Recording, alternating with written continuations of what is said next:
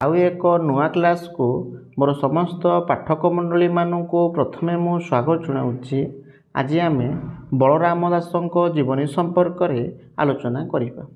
बलराम दास पंचदश शताब्दीर ओडिया सन्थ कवि और पंचसखा मध्यरु श्रेष्ठ। से ओडिया रे अनेक पुराण और भक्तिमूलक काव्य कविता रचना करिसेंती। दांडी बा जगमोहन रामायण और लक्ष्मीपुराण तहि मध्यरु अन्यतम। बलराम दासଙ୍କ जन्मवर्ष 1484 बोली अनुमान करा जायथाय। तांको बापाଙ୍କ नाम श्री सोमनाथ महापात्र और माँ नाम मनमाया बा महामाया। सोमनाथ प्रतापरुद्र देवଙ୍କ शासन काल रे जड़े मंत्री रूपे नियुक्ति थिले। बलराम दास पुरी श्रीक्षेत्र रे अवस्थान करुथिले बोली उल्लेख रहिथिले मध्य कटक जिलार जाजपुर तांकर प्रकृत जन्मस्थान थिला बोली आउ गोटे मत मध्य रहिछि।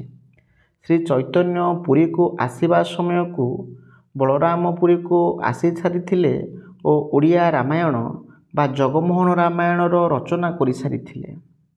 बलराम ओडिया साहित्यर पंचसखा जगन्नाथ दास, अच्युतानंद दास, बलराम दास, अनंत दास, जशवंत दासଙ୍କ भितरु जणे। एई पंचसखा ओडिशा रे भक्तिधारार आवाहक थिले। तांको जीवन काल संपर्क रे मध्य आमे माने जानि रखिबा। बलरामंकर पीठस्थान हेउची पुरीर निकटवर्ती समगरा पाट।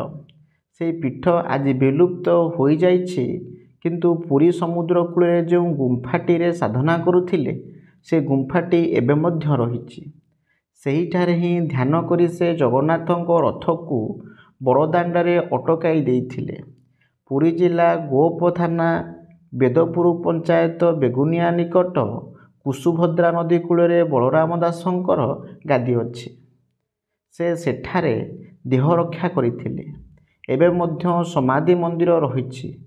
प्रत्नतात्विक विभाग सहायतार किछि उन्नयनमूलक कार्य होइथिबा बेले मंदिर निर्माण करा जाइछि। तांको रचनावली संपर्क में मध्य आम माने जानि रखिबा।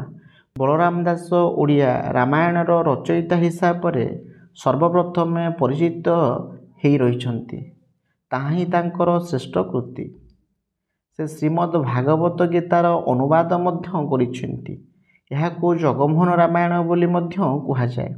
तांकर अन्यान्य रचना मध्यरे अमरकोश गीता, कमललोचन चौतीसा, कांत कोइली, गणेश विभूति टीका, दीप्तिसागर गीता, पणस चोरी, बटवकाश, बौला अध्याय, विराट गीता, बेढ़ा परिक्रमा, वेदांतसार गुप्त गीता, ब्रह्मज्ञान एकाक्षर, ब्रह्मांड भूगोल, भावसमुद्र, मनुगीता, मृगुणीस्तुति, श्रीमद् भागवत गीता जा संस्कृत गीतार ओडिया अनुवाद थिला।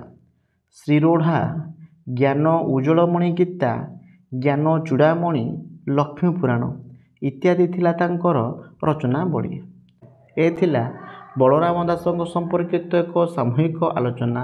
ये आलोचना जदि पाठक मानू किछि मात्रा सहयोग करें ताहले मो चैनल को सब्सक्राइब करेंगे, लाइक करेंगे, शेयर करेंगे और निजस्व अभिमत निश्चित भाव में प्रदान करेंगे।